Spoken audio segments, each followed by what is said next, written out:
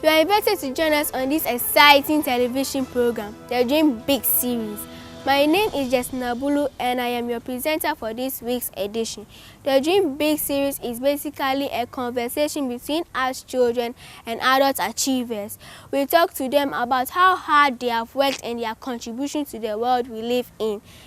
The Big Dream series is a program to inspire us children to also become achievers. This week, we are going to meet a young rising star. She is Miss Rafiatu Adams. She is into beads making. She will take us to a world of beads and accessorizing. Please come with me and meet Miss Rafiatu Adams. I thank you very much for agreeing to this interview. Please tell us what drives you. Thank you so much for having me. What drives me to keep on doing what I'm doing is the quest to see that women, especially in the village, and girls, young girls, have a source of income, an alternative source of income. I mean, they are able to make some money to keep them back in the village instead of them traveling all the way to Accra to look for work. Who are your parents and where were you born? My parents, my daddy was the late Mr. Hamidu Adams, and my mother is Jamilatu Adapolo. And I was born in Paga, in the Upper East region, home of the most friendliest crocodiles in the world. How was it like for you growing up? I had my primary school at Osu Salem 5 Primary School in Osu. I had my GSS at Salem Road GSS in Osu. Then secondary school, I went back to my hometown in the Upper East region. I attended Navrungo Secondary School. Then from Navrungo Secondary School, I went to the University of Ghana. And then I read sociology and political science. Growing up, I didn't really have a very stable childhood, as I had to go stay with different relatives and keep moving from place to place. But it was okay because I was in school and I was happy being in school. So I should say growing up was. As a child, what did you dream about and have any of those dreams led you here? Well, as a child, when I was, let's say about 6 years, I dreamt about becoming a pilot because I was very fascinated whenever I see the aeroplanes in the air. And as I became like your age, I thought of becoming a doctor. And then later on, I thought of becoming a journalist.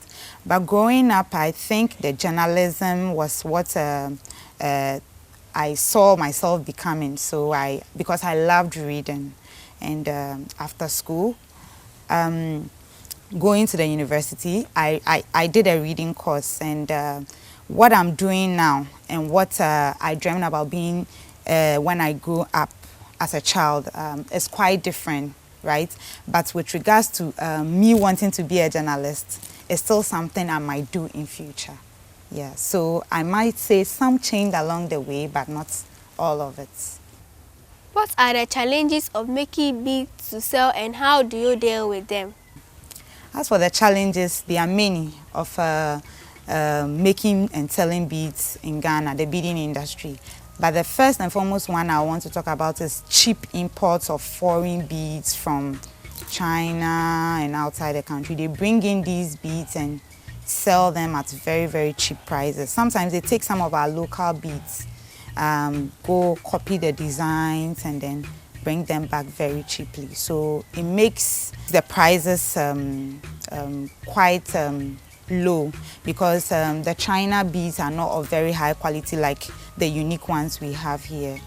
And those ones are cheap. People would prefer to buy the cheap one most of the time than the expensive locally made ones, unless those who really know about beads. The most challenging aspect of bead making business as of now is, I think, influx of cheap foreign beads. And I must tell you, it's quite addictive. And if you start doing it, especially if you have the passion for it, you might never stop. So for every person, whether you're a beginner, whether you have a passion for it or not, if you want to engage in beads making, there are certain basic tools you need. Beading is very, very interesting and fascinating. These are the basic tools you need when you're making beads. For someone like you who will be a beginner, you would have to make a simple bracelet. And with a simple bracelet, the basic tools you need are a scissors, a nylon thread or a stretchable thread, like this. This is the big size and this is the smaller size. And then you need the beads, different colors. As you can see, these are all raw materials of different colors depending on your favorite color. What's your favorite color? Yellow. Okay, so let's say you want to do something with the yellow, and then you need to make a yellow bracelet. This is what you would do. You cut the thread, you pick out all the yellow color you have in this. Can you help me pick out a few yellow colors? Pick one yellow one. Put it inside the thread. Before you even start threading, one thing you must remember is you have to tie a knot at the bottom of the thread, or else you end up doing everything and it will be on the floor. So put one yellow there. Pick one red one like this. Yeah, make sure the rough surface, the rough part face down, then you put it in. Yes. Pick another yellow one. So when you pick a yellow one, you pick a red one. Keep doing that. Yes. How are you seeing it? Exciting. So you are making a simple bracelet. As a beginner, this is what everybody does. It's a simple bracelet. Good. Okay. So you see, when you are done and you get here, you hold it together like this. Hold it. And try to tie a knot like this. A tight knot. So try tying a knot in it. Tie a second one. Good. Make the knot tight. Good. Good. Tie again. So then you now take your scissors and cut off the excess thread.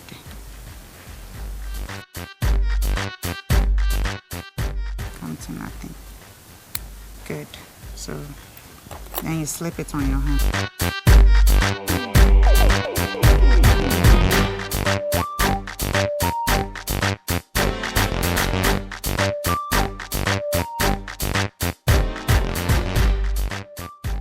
But if you have to make a necklace and all that, that one is a bit more challenging than the bracelet. The bracelet is the most simplest form, especially for, you know, I have students I bead with too, like mostly Saturdays. I mean, when they are home and they are not doing anything, most of them, instead of them to go help like people on their farms or help people sell on the streets, or for them to go hawking, I just call them. I have a group of them. There are about 15 of them, made up of boys and girls, and they are from class 6 to JSS 3. Yes, when they get to JSS 3, I don't engage them much because they have to write BC. So I have all of them grouped together on weekends, and then I give them the beads, each person a different color, and then I teach you what to do. Let's say you pick 5 strings of these beads, you pick 5 of these beads, then you put one of another color, like something creative. I engage them.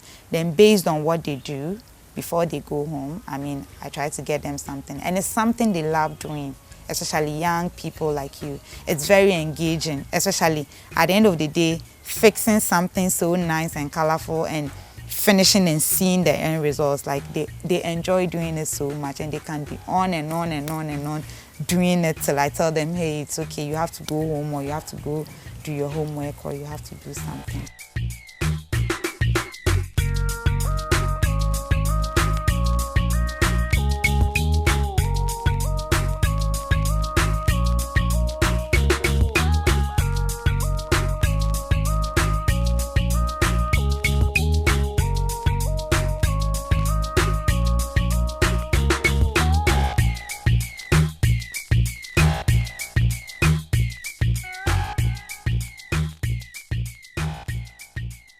So actually bead making is very, very, very interesting. But the more advanced you get, the more difficult it becomes, because then it means you have to use more complicated tools, hammers, metals, and sometimes working with some of these tools, sometimes you can actually hurt yourself if you're not very careful.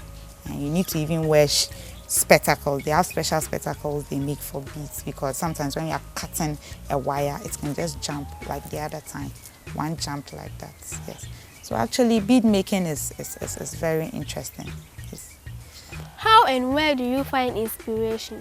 I find inspiration from so many places, but the first one I should say is poverty. Poverty inspires me, like, to want to work hard to conquer it. So poverty, like, inspires me even when I'm sleeping, and then I just feel like waking up and doing something to conquer poverty, like working hard. So poverty keeps driving me. The quest to not repeat the vicious cycle of poverty, especially in the rural area where I come from, where poverty is the main problem. So that inspires me to want to work hard. What are the books you read and why? As of now, most of the books I read are inspirational books and business books. I read Robert Kiyosaki, and he writes, his books are mostly about business and a little motivation. The reason why I read Robert Kiyosaki's books are because he talks about how to do business in the modern world. Even as a student after graduating from school, right? What you do in school and what you learn in school is different from when you finish school and then come into the world. As of now, you are a student. When you finish school and come into the world, most of the things you are being taught in school is quite different from what is in the real world, be it whatever path you decide to take. And I decided to do business, a social enterprise, doing beads and helping the women back in the village get work to do. So Robert Kiyosaki's books actually tells you how to be a good businesswoman, how to make good profits, how to make good investments, right? And it also motivates you. So that's why I read those books, because it motivates me and I learn a lot from it, yes. Who has influenced you the most? The person, I should say, who has influenced me the most in my life is my late father. Yes, as a child, my father used to encourage me that I can be whatever I want to be. I shouldn't look at our background of not having much stopping me from being what I want to be. Once I read and learn hard in school, I can move from my circumstances, I can change, I can become whatever I want to be. So I should think my late daddy really influenced me the most. Please describe in one brief sentence how you imagine a better world for children. Well, I imagine a world full of laughter, where children are happy, free, are not hungry, they are not selling on the streets, they are not hawking for people, they are not being used as laborers on people's farms or fishermen. I mean, I imagine a world where children are like free, have the right to go to school, I mean, to be able to become the best they can be, I mean, in this life and then in future. Could you please tell us a story that has made an impact on you? This story I read, I think I was in JSS 1, but I still remember the title very well. Back then, it was Fiki Learns to Love Others. It was an African writers series, yes. I read the book and just a little summary about it. It was about twins, and the other one was good and then the other one was bad. And then they were from a rich home. So the bad one always made fun of those who didn't have enough, didn't have good clothes to wear. So one day she found herself in trouble. And then the girl that she always made fun of, that the girl was not beautiful, she didn't have good clothes and all that, she ended up being the one who had to help her because she got stranded somewhere on top of a mountain. So after they rescued Fiki, Fiki came back home and was really, really sorry. And from that day, she actually learned how to help others, love others, and treat everybody equally. So I think reading that book that day made me think I don't always have to think about myself, right? I mean, as children and as everybody, you always have to put yourself in somebody's shoe. That way, you don't wrong people. You try to be a better person and a good person. And when we are all good people, it makes the world a better place. So I think Fiki Learns to Love Others. That book really influenced me. Thank you very much for telling us an interesting story and transporting us to a different world. Your story is very inspiring. We don't need to be adults before we can make a difference in this world. The pleasure is all mine, my dear. Time runs so fast when you are having so much fun. We were having a conversation with Miss Rafiatu Adams, a peacemaker and our young rising star. I am Jasna Bulu. Until we meet next week, same time on Dream Big series. Let us keep dreaming big. Bye.